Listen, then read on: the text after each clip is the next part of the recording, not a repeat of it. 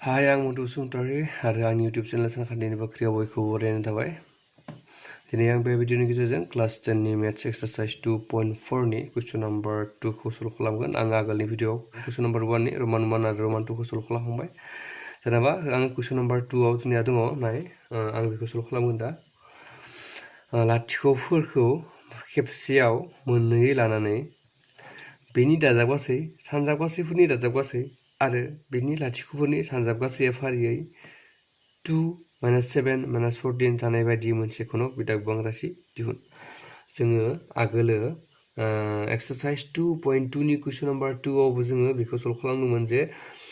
होनाय लाथिख'फोरनिफ्राय जौगानाय बिदा गोबां राशि दिहुन। दानाबा जोङो लाथिख'फोरा जोंनिया मोननै होनाय दंमोन, बेवहाय जों मा खालामदोंमोन जौगानाय बिदा गोबां राशि जों दिहुनदोंमोन। दानाबा बेवहाय जोंनिया मा दङ लाथिख'फोरा जोंनिया लाथिख'नि दाजाबगासै आरो लाथिख'नि सानजाबगासैनि दाजाबगासै आरो बे लाथिख'नि सानजाबगासै जोङो बेवहाय जोङो मोनथाम होनाय दङ, मानखौ जोङो मोनथाम होदों। स' बेखायनो बेवहाय जोङो मा खालामनांगोन मोनसे जोङो घनक बिदा गोबां राशि दिहुननांगोन। जुदि जोङो घनक बिदा गोबां राशि जोङो दिहुननांगौब्ला जोङो बे फर्मुलाखौ जोङो बाहायनानै जोङो दिहुनगोन। स' बे फर्मुलाया जाबाय जोंनिया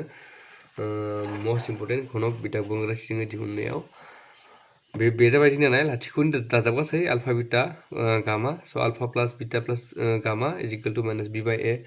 आरो जोंनिया मोनसे दं लाथिख'फोरनि सानजाबगासैनि दाजाबगासै थामहिनबा आल्फा बिटा प्लास बिटा गामा प्लास गामा आल्फा इज इक्वल टु सि बाय ए। आरो मोनसेया दं जोंनिया लाथिख'नि सानजाबगासै। स' बे जाबाय आल्फा बिटा गामा इज इक्वल टु माइनास डि बाय ए। जों बे फर्मुलाखौ जों बाहायगोन आरो बेखौ जों बाहायनानै मोनसे घनक बिदा गोबां राशिखौ जोङो दिहुनगोन। स' दाना फै सल्भ खालामनोसै कुइसन नाम्बार 2।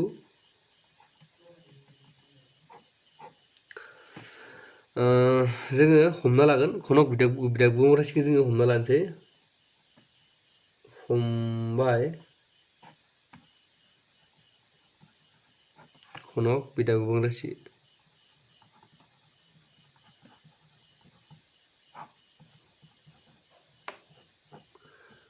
घनक बिदा गोबां राशि जों मा लागोन ए एक्स किउब प्लास बि एक्स स्क्वायर प्लास सि एक्स प्लास डि। बे जाबाय जोंनिया घनक बिदा गोबां राशि जोंनिया फर्मुला। दानाबा जोङो आरोबाव जों मा लागोन आरो आल्फा बिटा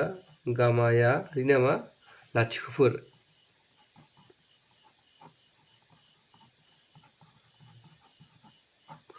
जोंनिया मानो लाथिख'फोर जाबाय आल्फा बिटा गामाया जोंनिया लाथिख'फोर जाहैबाय। दानाबा जों मा एबार फर्मुला बायदि जोंनिया मामोन लाथिख'फोरनि दाजाबगासै। दानाबा जों मा लोगों बेखायनो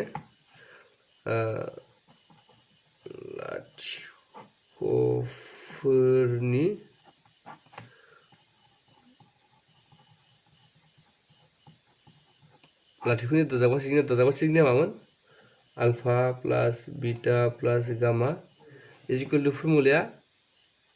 माइनास बि बाय ए। आरो बेवहाय जोंनिया दङ लाथिख'फोरनि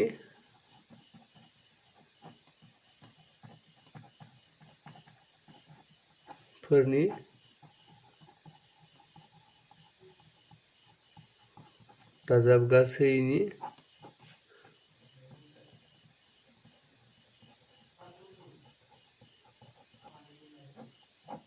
लाथिख'फोरनि दाजाबगासैनि मा लाथिख'फोरनि सानजाबगासैनि दाजाबगासै लाथिख'फोरनि बेवहाय गोरोन्थि जाबाय लाथिख'फोरनि सानजाबगासैनि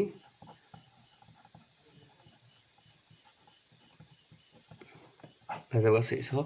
सानजाबगासैनिसो दाजाबगासै जोंनिया अब्ला जोंनिया फर्मुलाया जोंनिया मा जायो आल्फा बिटा प्लास बिटा गामा प्लास गामा आल्फा इज इक्वल टु सि बाय ए। आरो जोंनिया मोनसे दंबावो लाथिख'फोरनि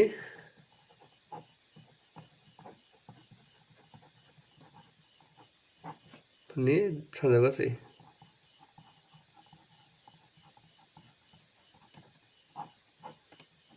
बे जोंनिया मा बेसे लिरनोसै जोङो आल्फा बिटा गामा इज इक्वल टु माइनास डि बाय ए।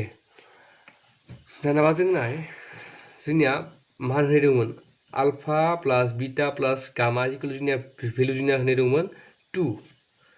दानाबा जोङो जुदि 2 जायोब्ला बेवहाय जों मा खालामो जों बेखौ जों बोरै लिरनो हागोन जोङो 2 जायोब्ला बेखौ जोङो माइनास बि बाय ए फर्मुलायाव जोङो बोखावनो नाजानांगोन स' 2 खौ जोङो माइनास बि बाय ए आव जुदि बोखावोब्ला जोंनि बेयाव मा जागोन माइनास फर्मुला माइनास माइनास थाखाबाय बेहाय माइनास 2 लानांगोन आरो बेवहाय जों 1 लानांगोन अब्ला जों 2 खौनो मोननो हागोन ना माइनास ए प्लास आरो 2 बा 2 आनो जाबाय आरो 2 बाय 1 माने मा 2 आनो जायो स' 2 खौनो जों मोनफिननो हायो स' आरो एबार जोंना लाथिख'फोरनि सानजाबगासिनो दाजाबगासै स' सानजाबगासिनो दाजाबगासिनो c बाय a आरो c बाय a जोंनिया माना होनाय दंमोन जोंनिया माइनास 7 माइनास 7 जुदि जायोब्ला जोङो नाय माइनास 7 खौ जोङो c बाय a बोखावनांगौ स' c बाय a बोखावनांगौब्ला जोंनिया मा जागोन बेवहाय जोंनिया माइनास 7 जाखागोन जोंना डाइरेक्ट आरो बेवहाय जागोन ए c नि भेलुआ माइनास 7 a नि भेलुआ जोंनिया 1 सरि बेवहाय जागोन 1 आरो नाय लाथिख'फोरनि सानजाबगासै स' लाथिख'फोरनि सानजाबगासै जोंनिया मा दंमोन फर्मुला बायदि जोंनिया माइनास d बाय a स' माइनास d बाय a आरो बिनि माना जोंनिया होनाय दङ माइनास 14 स' जों माइनास 14 खौ minus d by a formula बोखावनांगौ स' अब्लाना जोंनिया मा जागोन बेवहाय माइनासआथ' माइनास फैबाय ओमफ्राय d नि भेलुआ जोंनिया बेसेबां दङ 14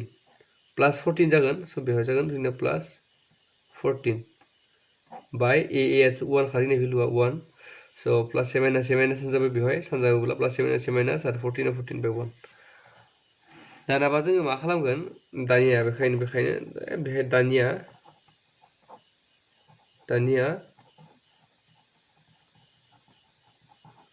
दिहुननो गोनां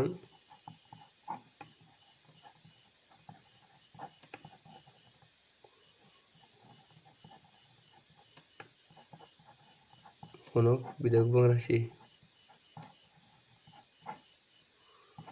दिहुननो गोनां घनक बिदा गुबुं राशिया जोंनिया जागोन मा बेवहाय जों लिरगोन ax cube plus bx square plus cx बे जाबाय स्टैंडार्ड फर्मुला घनक बिदा गुबुं राशिनि स' बे जाबाय फर्मुला मेन दानाबा जोङो बेवहाय जों a नि भेलुखौ जों फज'गोन a नि जायगायाव b नि भेलुखौ जोङो b आव फज'गोन आरो c नि भेलुखौ जोङो c आव फज'गोन दानाबा जोङो नाय a नि मानखौ जों मा मोनो 1 स' मोनफ्रोमावबो जोंनिया मा दङ नाय बेहायबो 1 बेहायबो 1 आरो बेहायबो जोंनिया 1 स' गासैबो a नि भेलुआ 1 स' जों बे 1 खौ बेहाय 1 लिराब्लाबो जायो स' जों डाइरेक्ट x क्यूब खौ लिरनो हागोन बेवहाय स' बेवहाय जोंनिया मा जागोन प्लास दङ प्लास b नि माना जोंनिया दङ बेवहाय b नि माना जोंनिया दङ माइनास 2 जागोन बेवहाय खारन माइनास a प्लास a प्लास जायो नालाय स' बेखायनो b नि भेलुआ माइनास 2 अब्ला बेवहाय जों माइनास 2 बाय x स्क्वायर सरि बेवहाय जोंना dबो दंबावो मोनसे प्लास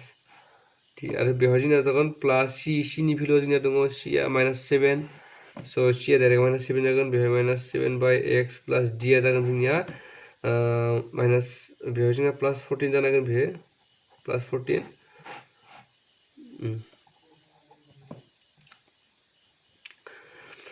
दानाबा नाय जोङो x क्यूब लाखिबाय लिरबाय प्लास बेवहाय सरि बेवहाय जोंना माइनास जागोन minus 2x square plus a minus माने प्लास a माइनास 7x प्लास 14 स' जोंनिया नैबे जाबाय जोंनिया मा दिहुननो गोनां घनक बिदा गुबुं राशि बेनो जाबाय जोंनिया दिहुननो गोनाङा जों दिहुननो हाबाय स' दिनैनि भिडिअआ बेखिनियानोसै गोजोन्थों।